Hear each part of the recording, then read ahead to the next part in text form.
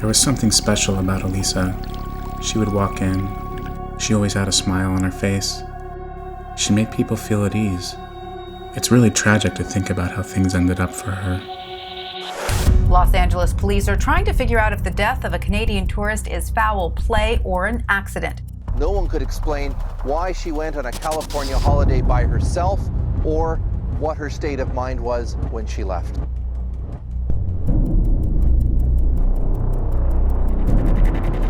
I believe that this is one of the greatest mysteries in our contemporary history. Because what the LAPD is saying is they're treating this as a suspicious death. They are not calling it a homicide. It stretches believability that a young Canadian tourist could accidentally end up dead inside a water tank at the top of an LA hotel.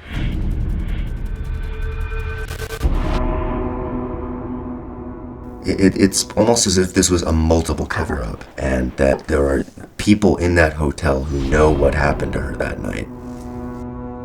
It's one of the biggest mysteries to ever hit the internet. In particular, because of a piece of video of this woman right before she went missing. If you look too far into this, you'll find really bad people. People don't understand mental illness in this country. So when a tragedy happens, they like to blame conspiracy theories and ghosts. The Cecil Hotel used to be called the Suicide Hotel, and I think it still is called the Suicide Hotel because of all the suicides that have happened there. The backgrounds of those who stayed there, notorious serial killers, murder victims, and the Lisa Lam case. All of these things spell paranormal. All these things spell dark cloud. All of these things spell some evil force, as I said, that somehow has a mind of its own. It somehow is there to destroy anyone who comes near it. And that's another thing that's frightening about this. If we decide that we want to venture into this hotel, imagine what we're going to be subjected to and what we may see.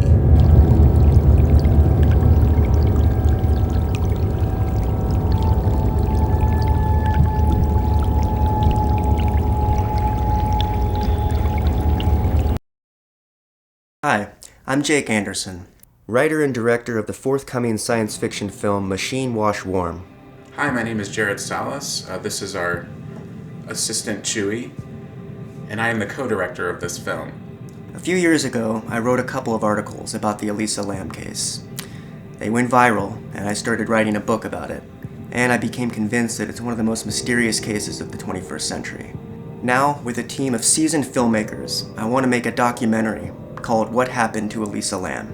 In 2012, Elisa disappeared while staying at the notorious Cecil Hotel in downtown Los Angeles. Tragically, she was discovered dead in the water tank on the hotel roof. What happened to her is the subject of much controversy and debate. Police believe that her death was an accident, but independent investigators believe there is circumstantial evidence that Elisa was murdered. Tens of thousands of people across the world have looked into this case and believe there may have been a cover-up, a conspiracy to keep what happened to Elisa a secret. I considered calling this campaign Justice for Elisa Lam for two reasons.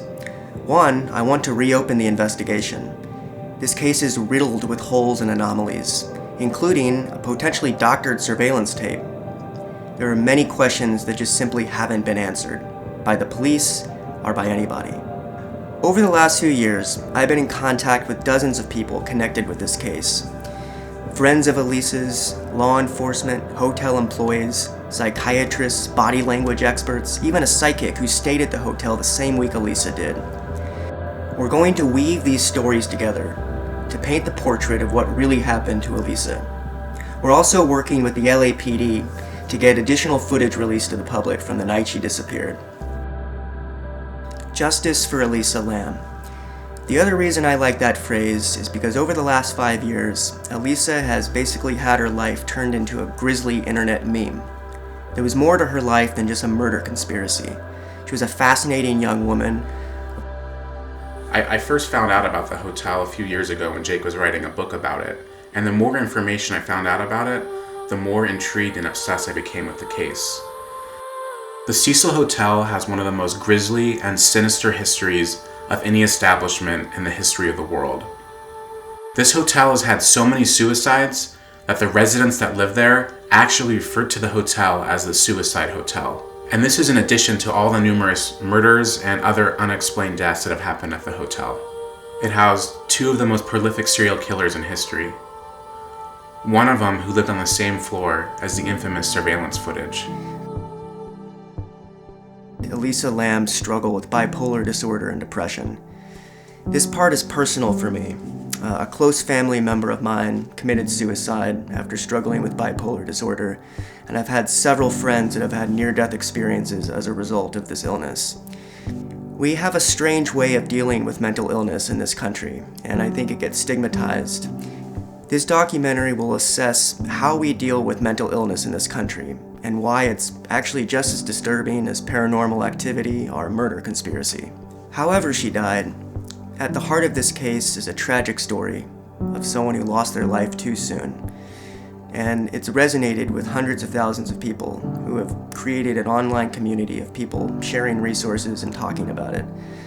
The case became a Rorschach test. Everyone who looks at it sees something different. We need your help to make this documentary.